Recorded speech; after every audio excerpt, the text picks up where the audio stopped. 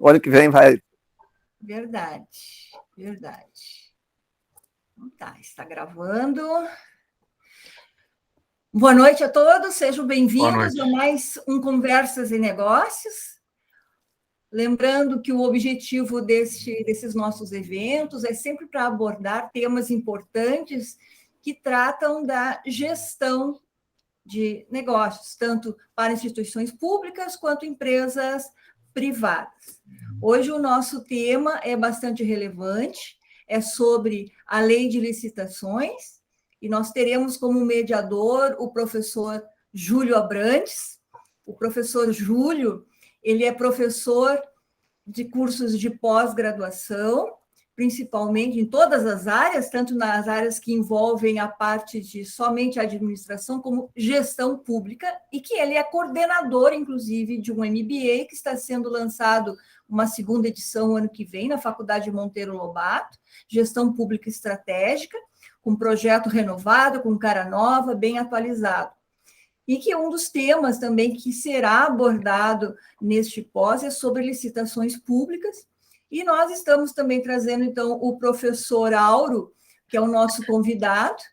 Ele é advogado, ele é sócio fundador da Bretanha e Machado Associados, com atuação em todo o Brasil, professor de pós-graduação também, e com cursos sendo oferecidos pela minha empresa, pela MB Cursos, né? Cursos de compliance, cursos de licitação, enfim, e hoje trazendo esse tema bastante relevante para nós. Professor Júlio, a palavra, por favor. Sejam todos muito bem-vindos, tá, pessoal? Eu quero só renovar a minha satisfação em estar de novo convivendo contigo aí, agora especial nesse evento aqui, né? Um evento onde a gente tem a oportunidade de conviver com um dos professores que será do nosso pós-graduação, né? O mestre Auro aí, trazendo um tema, como você disse, que é essencial para quem trabalha em gestão pública, especialmente nas áreas de administração, finanças, compras, né? A lei mudou bastante, né? E assim, quem não tiver atento ao detalhamento dessas mudanças pode ter problemas no processo, né? E eu fiquei muito feliz pelo fato de voltar a conviver nesses nossos cursos aí. Tivemos já algumas experiências aí com a Monteiro Lobato e com a Magda Cursos, em especial, né? A nossa experiência já vem de desde lá da FAPA, né, Magda? Mas é verdade, muitos anos, né? Nem vamos contar tanto. Mais de uma década. Mais de uma década, né? Mas, assim, mais ultimamente, já faz uns 4 anos que a gente tem feito trabalhos junto, né? Nos cursos de gestão de pessoas, enfim, do RH, que já é um curso reconhecido também desses que tu tem promovido, já tem edições avançadas, né? E especialmente no de gestão pública, que é alguma coisa que me é bastante cara, pela minha formação, inclusive, né, pelo meu trabalho. Para quem não sabe, me aposento na prefeitura daqui a pouquinho, né? Já estou em vias de, né, como administrador, e a oportunidade de conviver com processos de educação é sempre muito grata, né? E eu pretendo absorver um pouco do que esse professor mestre vai nos dizer aí ao longo do conteúdo, né? Vou deixar as pessoas à vontade, se eventualmente quiserem fazer questionamentos pelo áudio ou, eventualmente, pelo chat, eu posso estar fazendo a mediação tranquilamente aí, tá bom? Obrigado. Antes de iniciarmos e darmos a palavra para o professor Auro, eu gostaria que todos ativassem a câmera, para tirar um print, fazer uma fotinho aí, ativem as suas câmeras, e, por gentileza, eu peço que acessem o chat, tá? E coloquem seus nomes, que assim amanhã eu estarei enviando o certificado para vocês. Então, acessem o chat, só coloquem ali o nome presente e amanhã estarão recebendo o certificado. Acionaram suas câmeras? Pessoal, vamos lá.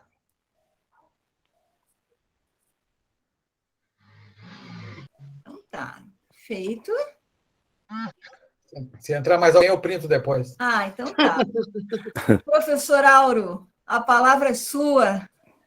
Obrigado, professora Magda. Satisfação, boa noite a todos.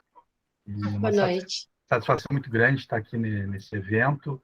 A professora Magda querida colega da FAPA, professor Júlio, a referência no nosso mercado, e o público tão qualificado como esse, para mim é uma honra, um privilégio.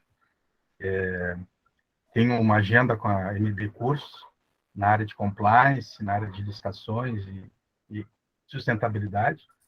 E hoje a proposta, então, é desenvolver a nova lei de licitações, a Lei Federal 14.133, que atualizou o marco legal licitatório, tão importante para os gestores hoje à frente do país continental como o nosso querido Brasil.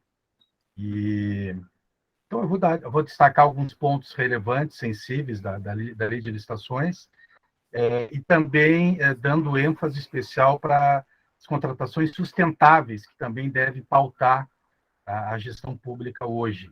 Hoje, a sustentabilidade é um referencial para as compras públicas em toda a federação, e a lei de licitações veio atualizar isso. Ela contempla a preocupação da sustentabilidade hoje nos editais licitatórios. Então, além de tudo que já constava, hoje o programa de integridade também, que nós vamos destacar na apresentação, e a preocupação com a sustentabilidade hoje é uma realidade. Então, a proposição hoje, eu vou compartilhar aqui a apresentação.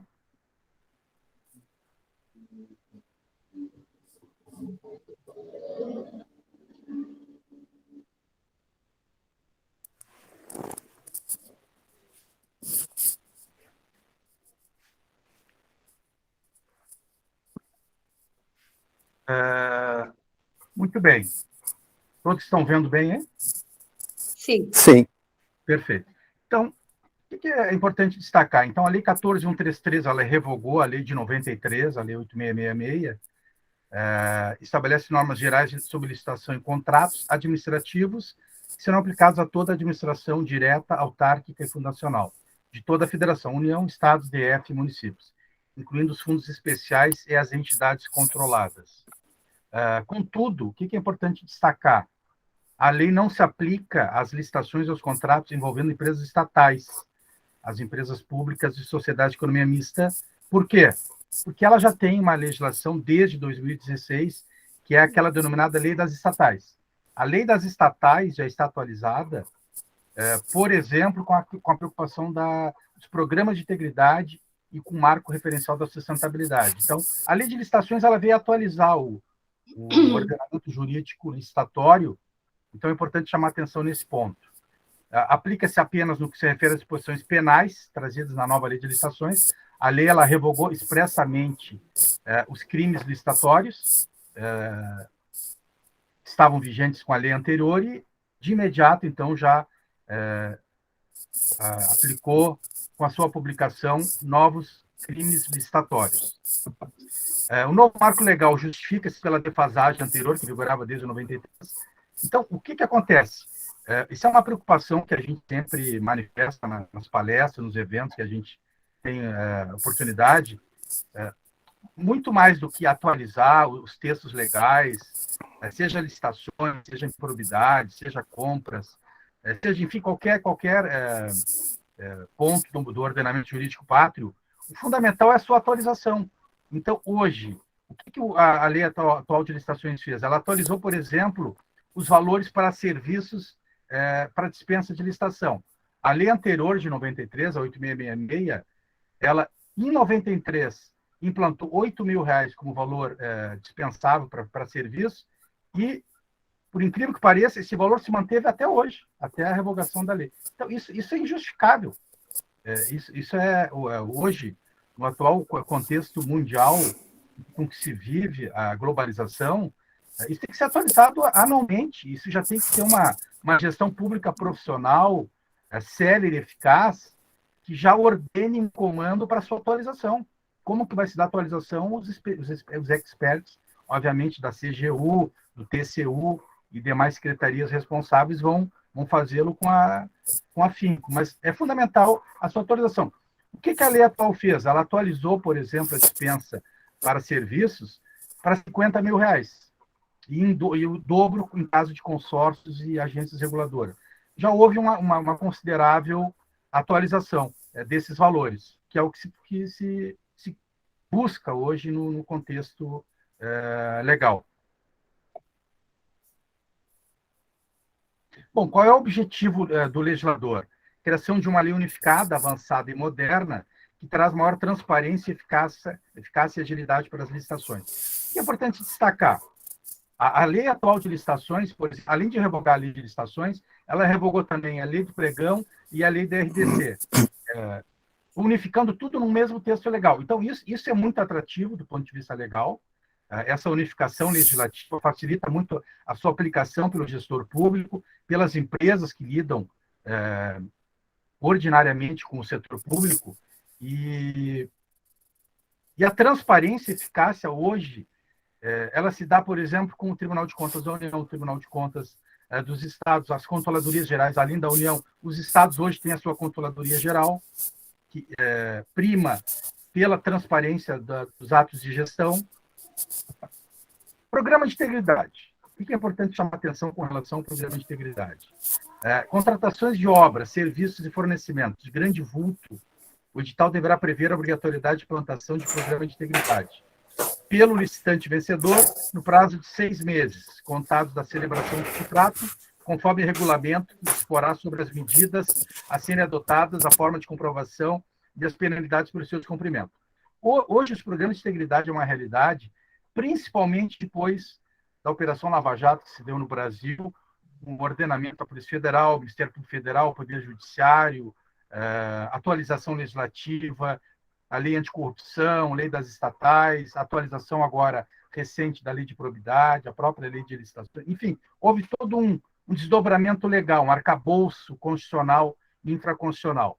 E o programa de integridade está inserido nisso. Hoje, o programa de compliance, tanto para o setor, importante chamar atenção nisso, tanto para o setor público quanto para o setor privado, ele tem que primar seus trabalhos pela governança, através dos programas de integridade bem elaborados, um código de ética e conformidade, uma ética que seja efetiva. Quer dizer, não adianta, por exemplo, ter um programa de compliance, gastar um numerário absurdo e ficar só no papel.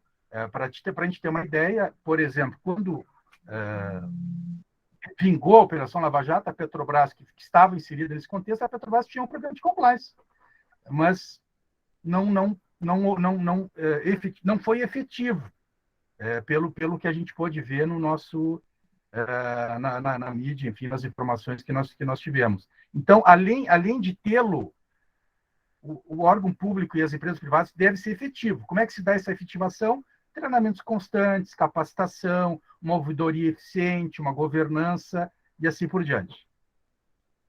Nesse sentido, por exemplo, trazendo à baila, o Estado do Rio Grande do Sul também tem a sua lei estadual regrada para a implantação de programas de integridade. Então, os editais licitatórios do Estado do Rio Grande do Sul também determinam que, em determinados valores, assim contemplados nos editais de licitação, também se exija programas de integridade. Assim se dá também no Estado do Rio de Janeiro, no Distrito Federal, Espírito Santo e outros mais. Bom, modalidades de licitação. A atual lei de licitações, ela atualizou as modalidades, extinguiu, por exemplo, o convite... Posso fazer uma pergunta? Por favor, professora Magda. Desculpe te interromper, eu levantei a mão ali. Não, eu não vi, desculpa, eu estou aqui bem focado. Não, é só porque eu fiquei curiosa para não deixar passar, né? Até colegas, para a gente pode interagir com o professor, né? Perguntas, claro. Podem colocar no chat, quem não tiver. Mas, Auro, eu só, desculpe te interromper realmente, mas é que tu sabe que já participei da Comissão de Estudos de Contabilidade Pública do CRC, eu era coordenadora da Comissão de Contabilidade Pública. E eu fui coautora de alguns livros desta comissão. E um dos livros era sobre licitação, tá? Mas já faz tempo. Aí agora, na verdade, como tu colocaste ali em relação ainda ao programa de integridade, né? Perfeito. E que o licitante vencedor tem que ter, independente se for microempresa, o que for, tem que ter. Não, o texto legal diz para grandes vultos. Entendi. Por exemplo, no estado do Rio Grande do Sul, para aqueles editais que contemplam 90 milhões, por exemplo. Um exemplo, trazendo tá. um Então exemplo. não é para. Depende em determinadas do tipo. ações. Entendi, então. Depende, Sim, sim. sim. Não, e é tão importante também essas colocações que tu está fazendo, porque muitos contadores, empresas, escritórios de contabilidade, eles ajudam as empresas a participarem de processos licitatórios. E eles têm que ter conhecimento, né, de todas essas alterações, dessas práticas, para tornar as empresas devidamente habilitadas, né? Habilitadas para participar de um processo licitatório. Né? Não é somente o valor, enfim, né? Mas principalmente a documentação, depois pode até perder o processo se não estiver adequado. Então, isso aí é bem interessante. Desculpa, mas era só para... Não, perfeito, não contribuiu muito. Não, essa questão do checklist, por exemplo, nosso escritório ele dá muito suporte nessa área, e o trabalho contábil é fundamental. Então, fazer o check-up no balanço, por exemplo, no balancete, ver se está tudo ok, se cumpre os ditames do edital.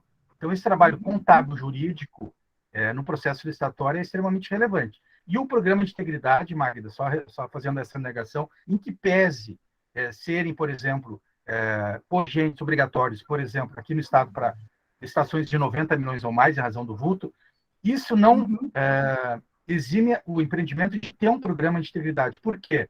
Porque numa eventual penalidade, vai ser levado em consideração, por exemplo, aqueles empreendimentos que têm um programa de integridade efetivo. Então, isso por si só já justifica a sua implantação. Claro. Bem, perfeito, obrigada. Imagina, eu que agradeço a participação. Então, as modalidades de licitação foram extintas o convite à tomada de preço, se manteve o pregão, hoje, então a lei do pregão anterior foi unificada na lei de licitações, isso, na minha opinião, eu acho que a unificação legal é muito atrativa, tanto para o gestor público que aplica a lei, quanto para a empresa privada que participa efetivamente das licitações. A concorrência se manteve, o concurso, o leilão, e uma novidade da modalidade de licitação é o diálogo competitivo. É uma nova modalidade de licitação. Diálogo competitivo. O que é importante chamar a atenção assim, aqui brevemente?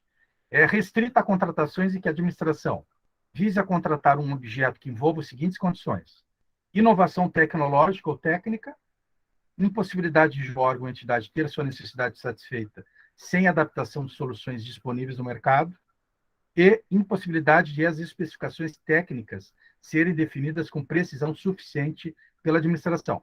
Então, isso tem que estar evidenciado de forma cabal no processo licitatório. O que é importante chamar a atenção? O processo licitatório, tá? Seja o processo de contratação, o genuíno, uma compra, aquele processo que vai ter a cotação, vai ter o edital, o projeto básico, orçamentos, todas as áreas afins dos órgãos públicos, da administração direta e indireta, também isso se dá na dispensa de licitação e na inexigibilidade. Isso tem que ser transparente, tem que ter um processo, tem que estar no sistema, tem que ter o controle da sociedade civil organizada, assim deve pautar os trabalhos dos gestores públicos. Muito bem, verifique a necessidade de definir e identificar os meios e as alternativas que possam satisfazer suas necessidades, com destaque para os seguintes aspectos: solução técnica mais adequada, requisitos técnicos aptos a concretizar a solução já definida e estrutura jurídica ou financeira do contrato. Então, hoje, a administração pública, nos últimos anos, se profissionalizou muito. Serviço Público Federal, Estadual, Municipal, uma qualificação, hoje, uma controladoria municipal, estadual, e além da CGU, que vai balizar, conduzir todas essas informações. O que diz o artigo 23 da Lei atual de licitações? O valor previamente estimado da contratação deverá ser compatível com os valores praticados pelo mercado, considerados os preços constantes de bancos de dados públicos e as quantidades a serem contratadas, observadas a potencial economia de escala e as peculiaridades do local de execução do objeto. Então, isso demanda uma pesquisa.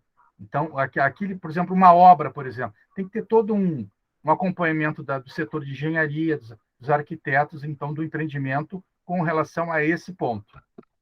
Parâmetros. No processo licitatório para aquisição de bens e contratação de serviços em geral, conforme regulamento, o valor estimado será definido com base no melhor preço aferido por meio de utilização dos seguintes parâmetros, adotados de forma combinada ou não.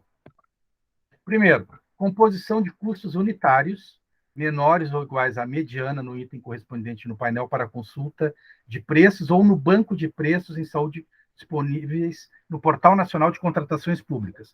Portal Nacional de Contratações Públicas é outra novidade da Lei de Licitações. É uma inovação colocada à disposição para os envolvidos. É um sítio eletrônico oficial destinado à divulgação centralizada e obrigatória dos atos exigidos pela lei, realização facultativa das contratações pelos órgãos e entidades dos poderes executivo, legislativo e judiciário de todos os entes federativos. Contratações similares. Então, feito um destaque aqui do portal, tá? Com relação aos parâmetros ainda.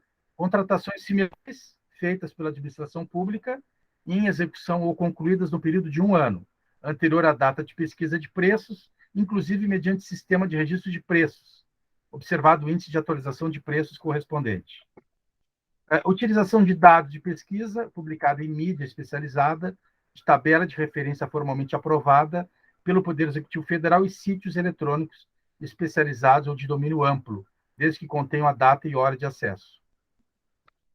Pesquisa direta com no mínimo 3 fornecedores, mediante solicitação formal de cotação, desde que seja apresentada a justificativa da escolha desses fornecedores e que não tenham sido obtidos os orçamentos com mais de 6 meses de antecedência na data de divulgação do edital. Então, hoje, atualmente, a administração tem laborado nesse sentido. Então, pede a solicitação formal, que pode se dar por e-mail, por exemplo, se tiver o endereço, a parte apresenta e assim vai se dar, então, esses parâmetros. Pesquisa na Base Nacional de Notas Fiscais Eletrônicas na forma do regulamento. Bom, processo de contratação direta. O que é importante chamar a atenção com relação à lei atual? O processo de contratação direta, que compreende os casos de inexigibilidade e dispensa, ele deverá ser instruído com os seguintes documentos. Documento de formalização de demanda e, se for o caso, estudo técnico preliminar, análise do risco, termo de referência, projeto básico ou projeto executivo. Então, isso aqui é uma das grandes situações nevrálgicas que o setor público tem sofrido ao longo dos anos. É a deficiência de um projeto básico conclusivo, robusto, que não tenha brechas. Por que isso? Para não ter um problema mais adiante na condução de uma comissão de licitações, por exemplo. Estimativa de despesa deverá ser calculada na forma estabelecida. Parecer jurídico e pareceres técnicos, se for o caso, que demonstre atendimento aos requisitos exigidos, demonstração da compatibilidade da previsão de recursos orçamentários com o compromisso a ser assumido e comprovação de que o contratado preenche os requisitos de habilitação e qualificação mínima necessária. Bom, parecer jurídico e parecer técnico me parece fundamental para balizar a decisão na aquisição de uma obra compra ou serviço, por exemplo. O parecer jurídico, então, pela Procuradoria ou pela Assessoria, conforme for a natureza, municipal ou estadual ou federal, e o parecer técnico. Então, um engenheiro, um arquiteto, um parecer contábil, por exemplo, uma análise administrativa. E a demonstração da compatibilidade da previsão de recursos, né, para exatamente contemplar a lei de responsabilidade fiscal em vigor. Razão da escolha do contratado, justificativa de preço, autorização da autoridade competente. Bom, inexigibilidade de licitação.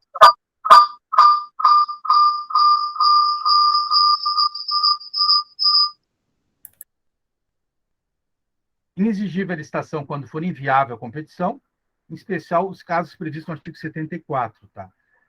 O novo texto mantém o caráter exemplificativo das situações de inexigibilidade, inclusive com a utilização da expressão em especial, que também era utilizada na legislação anterior. Então, o que é importante chamar a atenção? Aquelas situações previstas na lei como inexigíveis são meramente exemplificativas e o que vai ter que ser evidenciado a inviabilidade de competição. Então, por exemplo, aquele que tem uma exclusividade, por exemplo, uma vez evidenciada a exclusividade, vai se evidenciar a inexigibilidade. E assim por diante.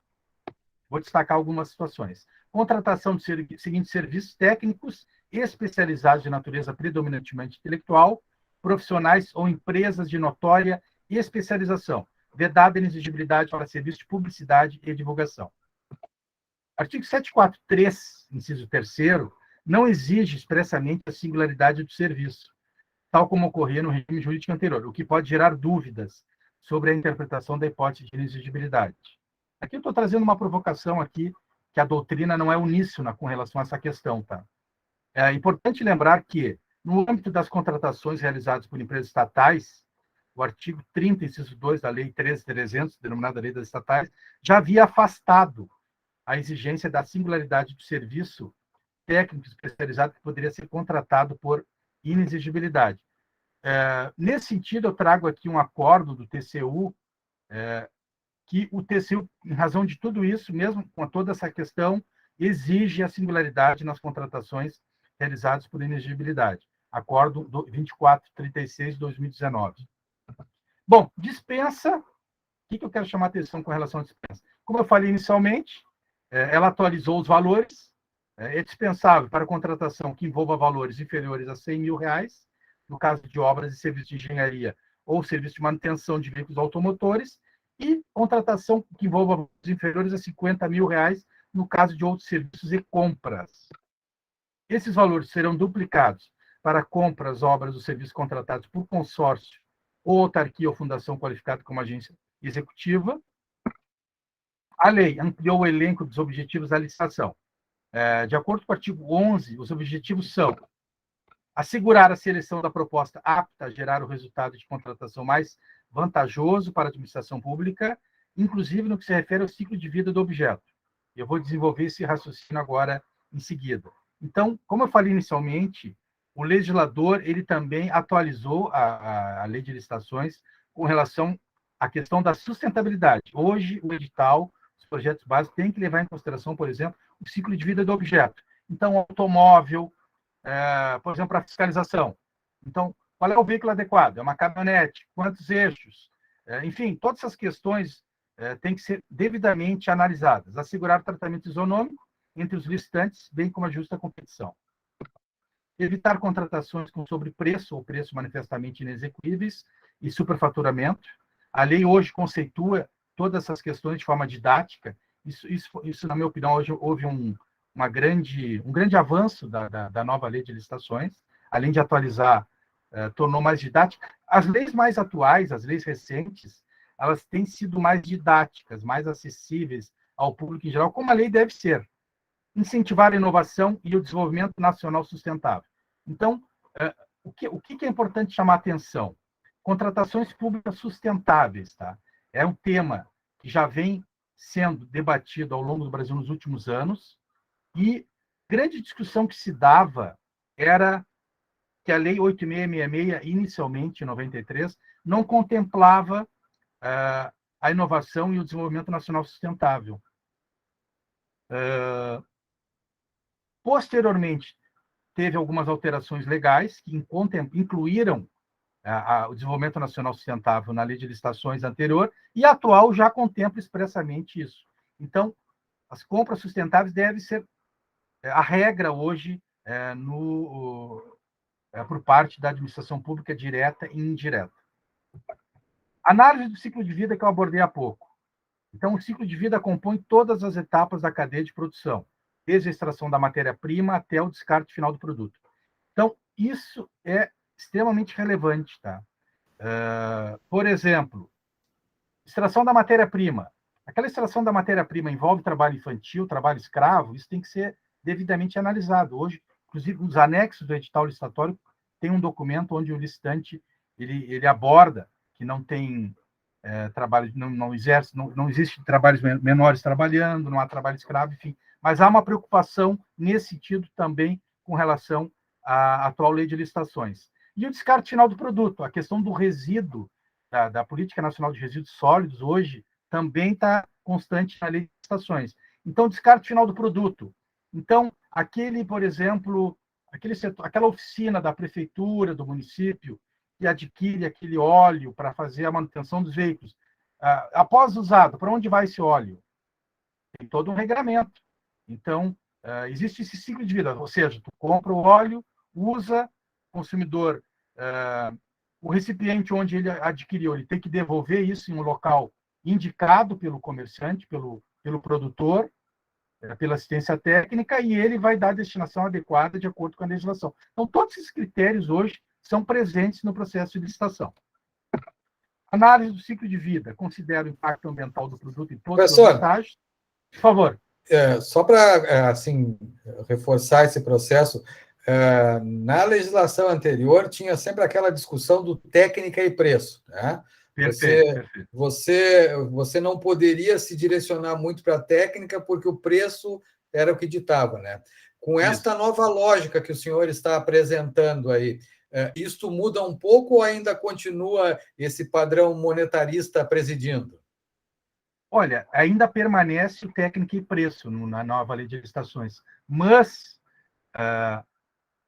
vai ser necessário também o gestor público atentar para essas questões.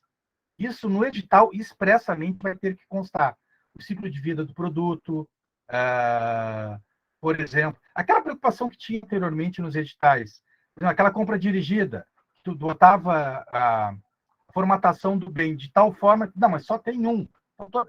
Então, essa mesma cautela que tinha hoje existe com relação a essa questão ambiental. O ciclo de vida, a preocupação com a sustentabilidade. Porque isso aí não é uma questão nossa, né? Isso é uma coisa que tem que estar muito presente. É uma coisa de Porto Alegre, Rio Grande do Sul, Brasil. É uma coisa do globo, o planeta é um só. A casa é uma só, né? É importante, às vezes, lembrar essa questão aí. Eu diria, assim, até às vezes a preocupação é maior lá fora do que aqui propriamente dito, né? O Fernando levantou a mão para fazer uma observação. Por favor, Fernando. Por favor. Boa noite. Primeiro, eu agradeço a Magda pelo convite. Eu quero primeiro contextualizar em 1 minuto aqui por que eu estou nessa live, né? Apesar desse meu sotaque baiano, eu tenho visto muito gaúcho aí, inclusive colegas que eu via o nome quando passava no corpo docente da FADERGS, tipo a própria Magna, a professora Inelva. E hoje eu não estou mais aí, na verdade eu estou em Santa Catarina. E só para colaborar com essa parte, eu venho trabalhando com compras em entidades filantrópicas que trabalham com o dinheiro do governo já há mais de uma década. E há mais de uma década, na verdade, eu venho trabalhando mas há mais de uma década nós trabalhamos com um conceito de TCO, que além do ciclo de vida, é o custo do ciclo de vida, é o custo total de propriedade. Se vocês forem olhar atrás de mim, aqui é uma sala cirúrgica, isso aqui, somando todos os equipamentos que tem ali, tem cerca de 13 a 14 milhões de reais. E como é que eles fazem? E isso é uma sala cirúrgica. Os hospitais normalmente têm 10, 12 salas iguais a essa. Então, com o passar do tempo, com o passar dessa década, o que vem acontecendo? O pessoal, para não fazer direto a compra, eles fazem convênios com entidades filantrópicas. Então, eu trabalho em entidades conveniadas, eu trabalho nas filantrópicas, mas já há toda essa década, nós viemos trazendo, vamos dizer, vimos rezando para que a nova Lei 14.133 fosse usada, e passamos a usar no dia 2, ela foi promulgada no dia 1º, no dia 2 vai assim, porque faltava para nós um firmamento jurídico de que, vocês estão no caminho certo. Então, eu trabalho com meus alunos de pós-graduação, notações multiparamétricas para chegar nesse ciclo de vida, e principalmente para chegar num conceito de custo do ciclo de vida. Então, eu vejo a lei não conseguiu assambarcar tudo, porque eu estou numa sombra. As organizações sociais, elas são de dinheiro público, mas não são públicas. Então, se a gente for na letra fria da lei, eles vão dizer assim, mas tu não é nem uma empresa pública, tu não é mista, tu não é isso, então tu pode dizer, bom, mas justamente porque essa é uma zona de risco maior que os outros, as pessoas transferem para essas organizações e escapam das responsabilidades fiscais. Então, só para colaborar, então, nesse caso de ciclo de vida, ele não entrou totalmente na lei o custo total, o TCO, né, que a gente chama, mas vale como nós fazemos, inclusive, muito mais por técnica, porque nós não podemos comprar um arco cirúrgico, por exemplo, e ele daqui a 5 anos estragar. Ele tem que durar 15 anos, né, porque são órgãos públicos e é com dinheiro público. Mas, infelizmente, ainda ficou dentro dessa sombrinha da lei, mas nós estamos levando os hospitais, eu gerencio 12 hospitais no Rio Grande do Sul, Santa Catarina, São Paulo, e nós jogamos para dentro da lei 14.133 para poder salvaguardar juridicamente a nossa posição, porque são muitos e muitos milhões ao ano e que a gente fica sem esse respaldo só porque, não, mas você não é uma empresa pública. Não, mas eu trabalho com dinheiro público. Então, por isso que eu aplaudo, vamos dizer, a 14.133 e principalmente esses conceitos que vieram inovadores nela, de que o ciclo de vida não é todo o ciclo de vida, inclusive a desativação dos equipamentos. Eu agradeço, Magda, por ter essa presença minha aí. Obrigado. Eu que agradeço a tua participação, Fernando. Contribuiu muito. Muito, com certeza, agradeço aí. É muito relevante as colocações aí do Fernando aí. Alguém que está lá na prática, né? Está vivenciando aí o contexto. É muito bom. Agradeço. Muito bem.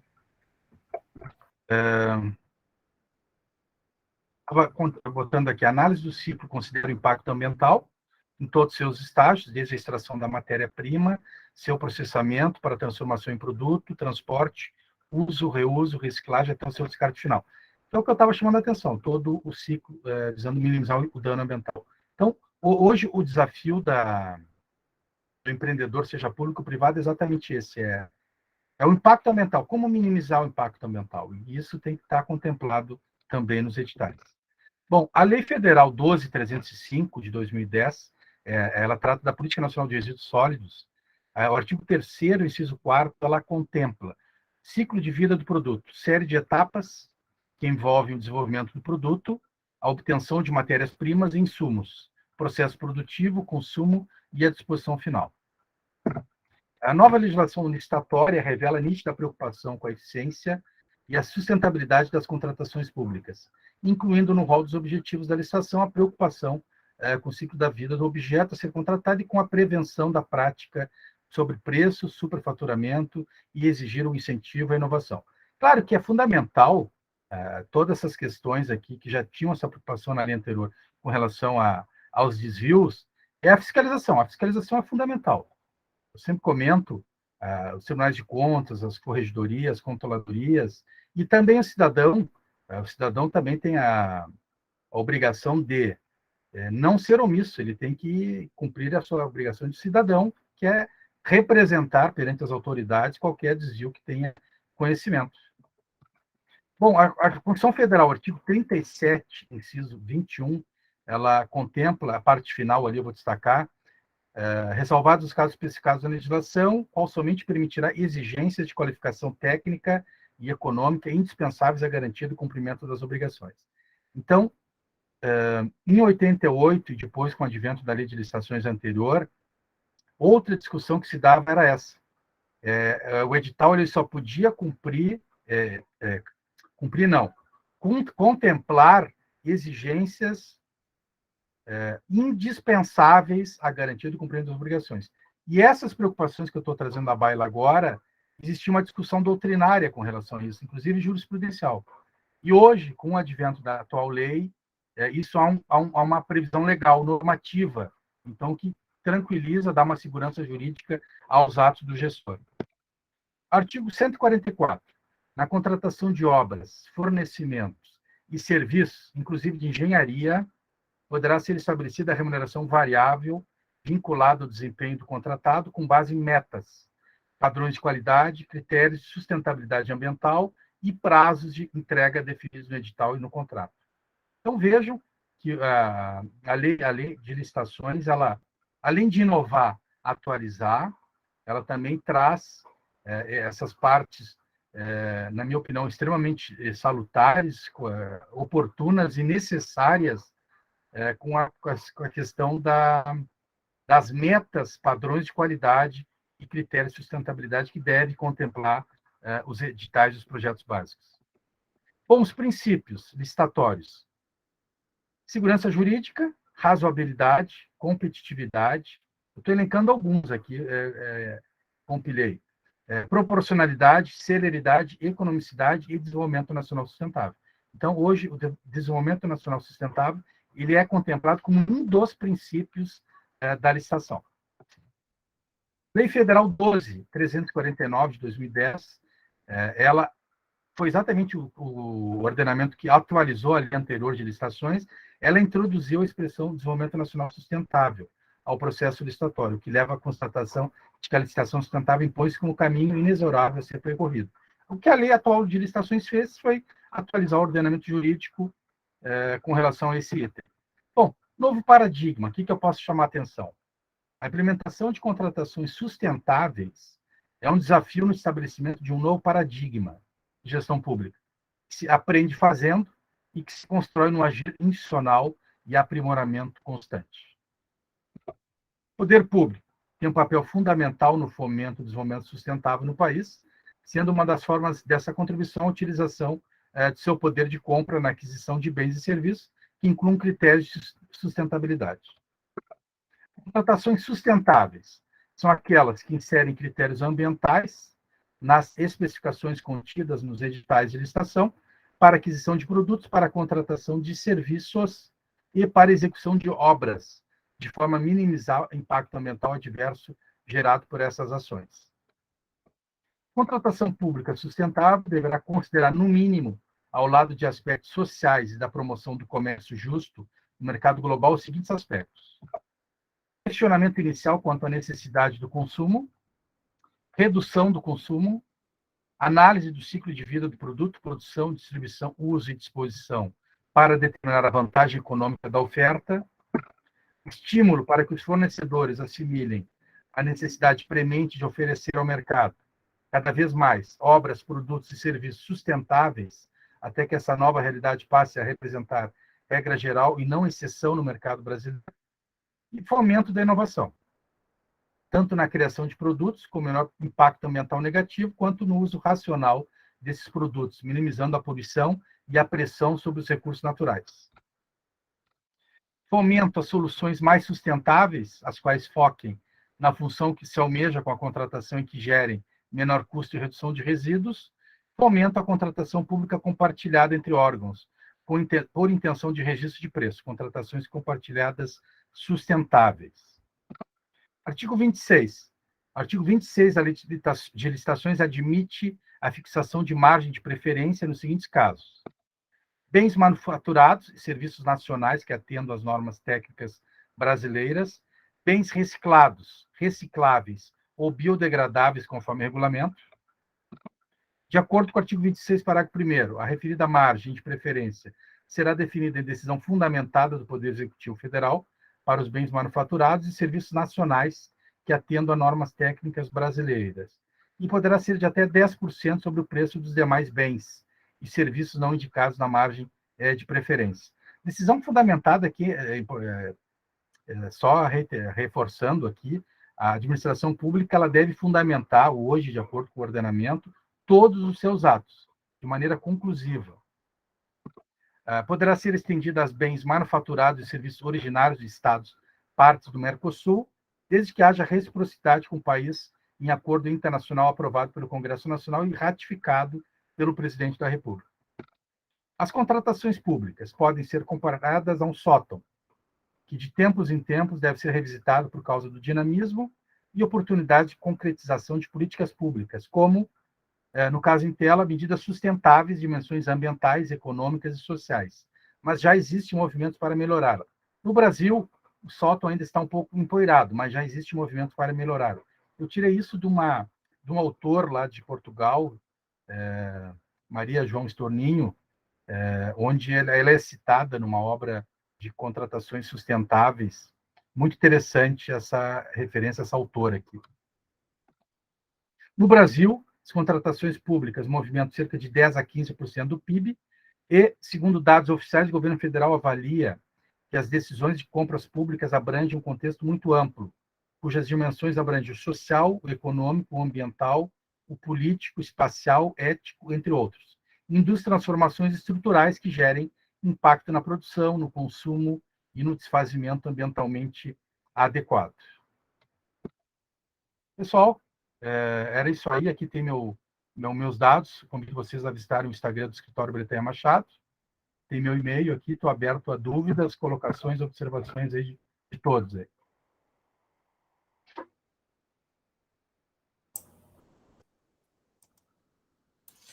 Muito bom, mestre Auro. Realmente trouxe para nós aí uma visão geral, se a gente pode dizer assim, do processo da atualização, essa relação entre a lei anterior e as novidades que foram apresentadas, especialmente nessa questão de trazer questões de inovação, o próprio processo de tecnologia, essa questão do ciclo, que de fato é uma novidade e que o Fernando acabou complementando assim com bastante qualidade. Para nós é bem importante que esse assunto seja cada vez mais divulgado, porque, afinal de contas, estamos falando de recursos públicos, né? E nós precisamos, de fato, de recursos públicos. A palestra não se encerra aqui, vocês têm a oportunidade agora de fazer seus questionamentos ao palestrante, fazer comentários a respeito, seja por áudio, aqueles que eventualmente tiverem com dificuldade de áudio podem fazer pelo chat que a gente transmite.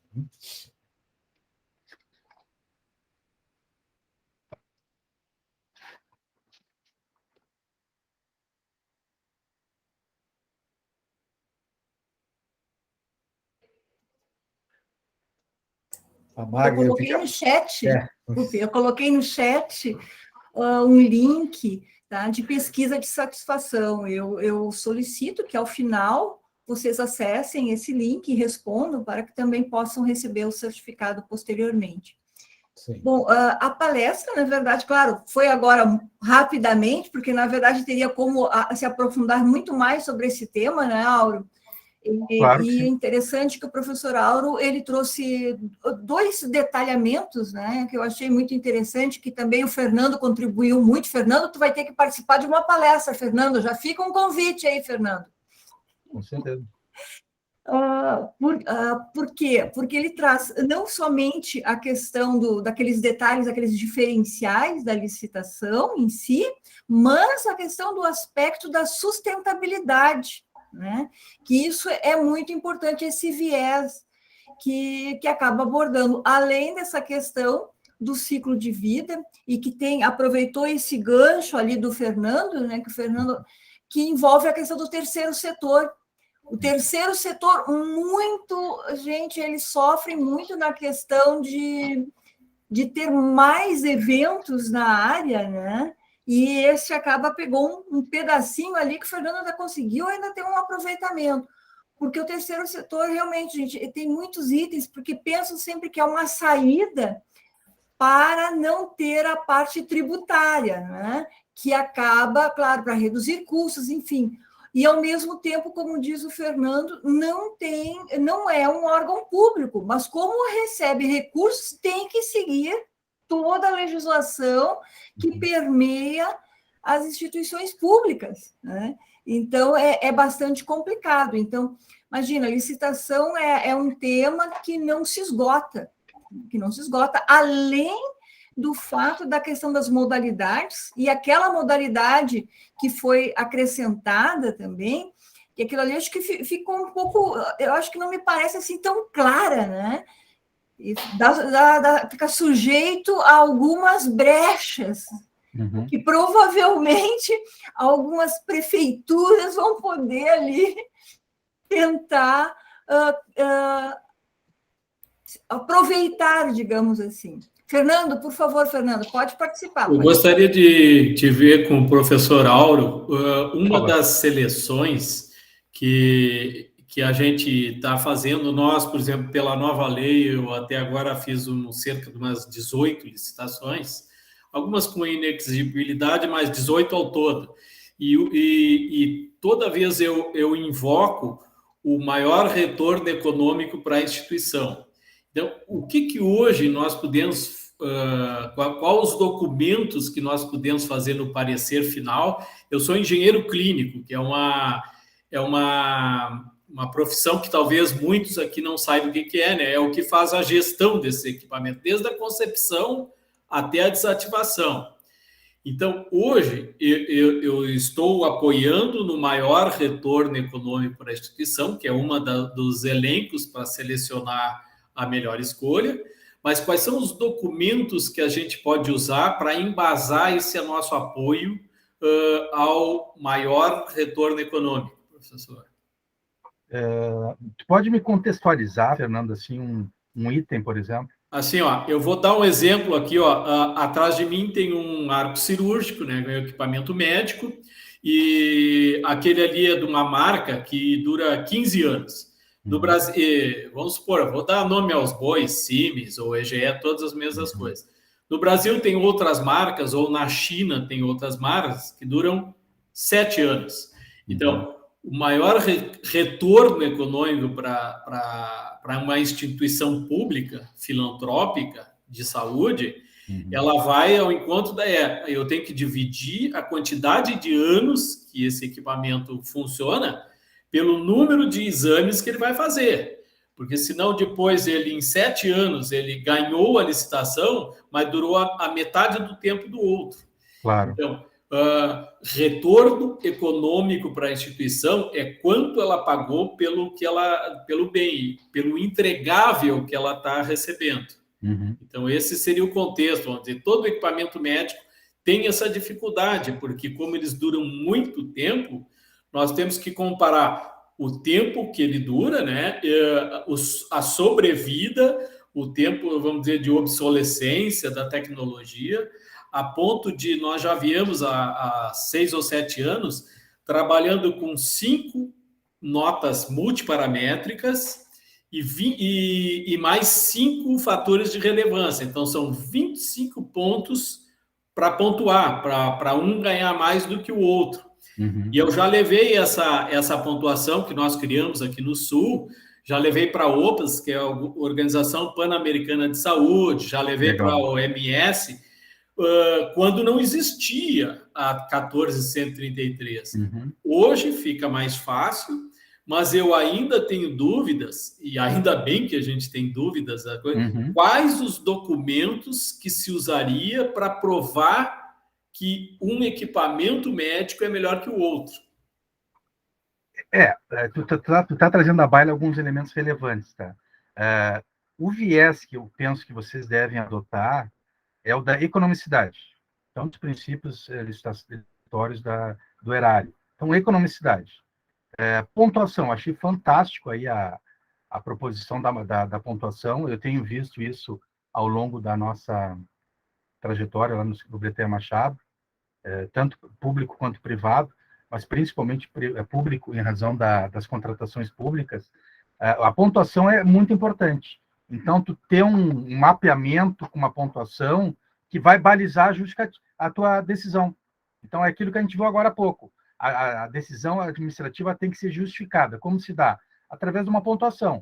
A pontuação ela tem todo um critério normativo que tu vai justificar. Quanto tempo de vida útil? 7 anos um, 15 anos o outro. Então, tudo isso vai justificar a contratação. E assim por diante. Acredito que seja além disso, Fernando, eu acrescentaria uma última que por exemplo, no teu caso, equipamentos médicos. Ali no projeto básico, na elaboração do termo de referência, além de tudo isso, eu também incluiria, por exemplo, pesquisa, que é aquilo que a gente viu antes ali, a pesquisa de mercado. Então, tu pesquisar a Siemens, a GE, umas 5, eu recomendaria umas 5, inclusive nacionais, exatamente para justificar a tomada de decisão.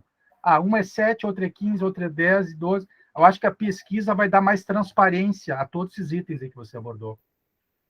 Sim, sim. Não, a pesquisa já é uma coisa que nós já viemos há muitos anos fazendo. Cotidiano. O que falta, uma ferramenta que a gente vê que falta por exemplo, órgãos públicos colocam em pregão, botam numa plataforma do governo. Sim. E vai lá e vai para a luta, vai para a disputa, bota toda essa documentação lá. Sim. E o terceiro setor, aquele que obrigatoriamente não tem a obrigação de ter uma plataforma, ele fica órfão, porque ele tem que usar a transparência, a confidencialidade. Sim. Ele tem que usar, diz, bom, só pode ser em tal dia e tal hora, mas a lei não pegou ele de cheio, vamos dizer, ele pegou em outras esferas públicas, sim, mas não olhou o órgão e não o dinheiro. Então, sim, o dinheiro ainda conseguiu escapar um pouquinho nessa tarrafa. Sim. Uma questão, só deixa eu interromper para não perder um fio aqui. Por favor, Marta. Fernando, não, né, eu não atuo na área, mas como já, digamos assim, de cursos e por ter envolvimento com a parte de contabilidade pública, eu acredito que neste caso, no teu caso, né, a questão que isso também vem a outras instituições públicas é a elaboração do edital.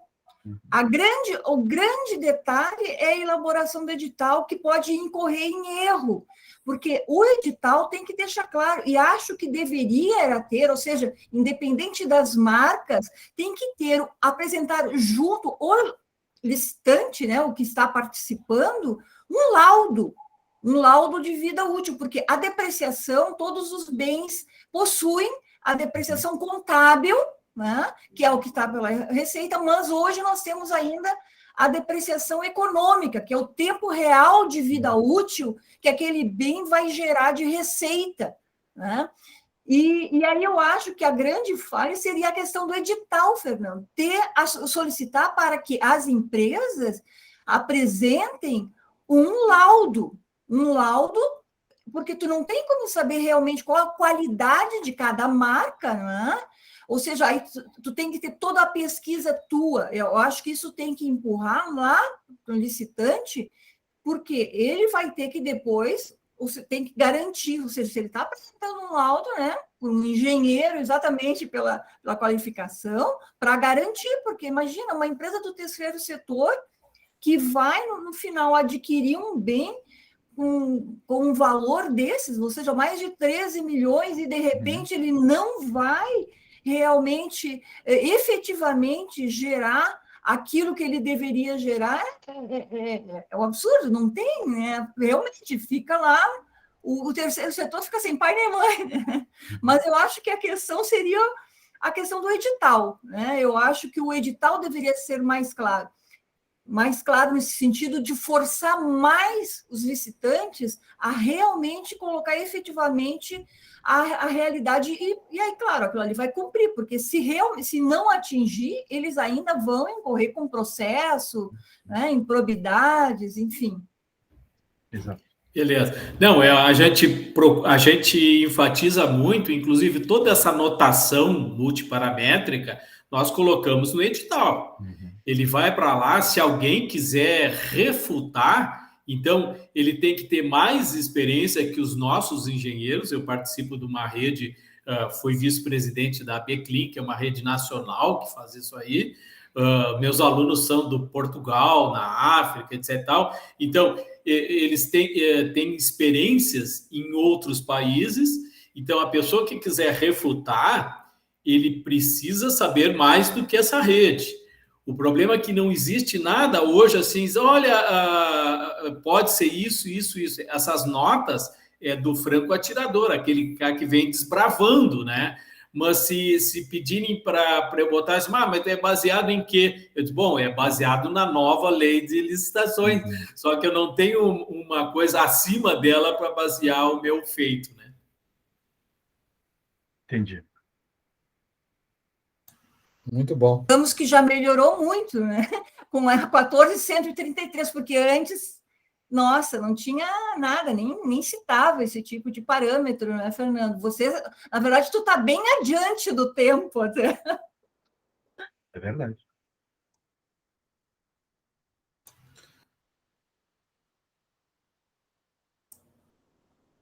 Mais alguma colocação, colegas? Orlando, tudo tranquilo, Orlando? Tudo tranquilo. Eu vim como ouvinte, estou bem satisfeito. Não é a minha área, não é a área que eu atuo, né? Mas eu gosto de ter um conhecimento assim mais genérico. Então tá, gente. Lembrem de responder ali a pesquisa de satisfação, por favor, que eu coloquei o link no chat. Bom, Nelva, tu quer fazer alguma colocação? A Inelva é coordenadora do pós de perícia trabalhista, e ela tem um grande escritório de contabilidade, e ainda atua com atuária, ela é atuária, ela é contadora, administradora e atuária. Atuária. Perita ainda. Sabe que essa área de licitação é uma área excelente, né? E eu tenho clientes que participam de licitação. Então, além de ser tudo para antes de ontem, todo o cuidado é pouco, a documentação. Essa questão do laudo econômico que a professora Magna colocou, eu achei muito, muito interessante e muito, muito útil mesmo, né? Então, é uma área maravilhosa que realmente, assim, ó, a gente tem que se atualizar toda hora, né? É muito bom. E realmente, como ele falou, né? É que, no caso, a área não é pública, mas trabalha com órgãos, com dinheiro do público, né? Então, requer todo cuidado, né? E sabemos quantos problemas tem nas licitações, infelizmente, né? Infelizmente. Muitos problemas, né? Em questão de preço, de tudo. Às vezes o pessoal acaba pegando uma obra ali para poder ganhar a licitação, coloca os valores muito baixos, depois não consegue concluir a obra, fica no meio do caminho e uma série de coisas, né? Mas, assim, ó, eu quero parabenizar os professores ali, foi muito bom, maravilhoso, e realmente, como a professora Magda falou, os professores ali também, isso é uma coisa que a gente deveria, assim, ó, ter todos os dias para a gente poder se atualizar e tentar, né, da melhor forma possível, porque a gente nunca está atualizado, né? Essa é a questão. Mas parabéns, muito bom, parabéns pelo tema também. Então tá, gente. Vamos encerrar, professores? Vamos. Perfeito, perfeito. Muito bom ver o Orlando ali, o Fernando, que coisa boa, né, professora Magda? Que maravilha a gente ver essas pessoas. Verdade, maravilha. Que compartilhamos conhecimento juntos. E principalmente, às vezes as pessoas não sabem isso. A Inelva falou, uma obra pública. Vocês não queiram saber, eu estou na linha de frente, agora, né, agora está baixando, né? Mas na criação de UTIs, né? Tanto aí no Rio Grande do Sul como aqui em Santa Catarina. E a gente pôde perceber que a Anvisa ela liberou emergencialmente para equipamentos ou ventiladores pulmonares, todo mundo fala em respirador, mas é ventiladores pulmonares, liberou para que viesse de qualquer lugar. Então, isso não sai ao público, mas vocês não queiram saber a quantidade de óbitos que vieram por falha em equipamentos. Então, daí eles, isso foi o Covid. Não foi o Covid, foi o manejo do equipamento, porque eram equipamentos que todo mundo critica a Anvisa, mas não vê que aquilo é uma segurança para o paciente. Então, com certeza. Então, entrou equipamentos, coisas que eu não deixei nem ir para os meus hospitais, não foram, mas em outros hospitais que a pessoa não tinha onde botar, foi e as pessoas foram a óbito. E a gente via que era um problema de manejo. Então, eu passei lives e lives nesses 2 últimos anos dizendo não usem tal, porque nós vamos matar o nosso paciente. E parece assim muito impactante, mas a gente via os óbitos e via por que eles estavam acontecendo. Então, essa é mais uma razão de que a nova lei, a 14.133, consegue nos dar uma garantia, uma segurança jurídica para comprar coisas boas. Eu agradeço muito, professor Auro, agradeço a Magda por ter me aberto essa janelinha, né? Eu não sei como é que isso caiu, a gente recebe convites diários, né? Diz, isso eu não posso faltar, né? Então, eu agradeço o pessoal, professor Júlio Abrantes aí, Inelva e todo mundo que está presente, tá? Muito obrigado. Obrigada, foi muito bom. Um abraço a todos. Obrigada, Auro, mais eu que uma agradeço. vez. Imagina, eu que agradeço. Obrigada, Júlio. Muito obrigado, Magda. E sucesso para a nossa pós-graduação em gestão pública estratégica, sucesso no nosso curso de compliance. Parte do sucesso já está garantido com o professor Auro aí, né? Que isso. Não, só aprendiz aí no meio de grandes mestres aí. A Cândida fez uma manifestação aqui no chat de avaliação também, ótima apresentação, útil o tema abordado, e a Inelva agora fechou ali com chave de ouro ali, com excelente ali, né? Obrigado. Excelente mesmo, muito bom. Maravilha. Valeu muito a pena. Obrigado.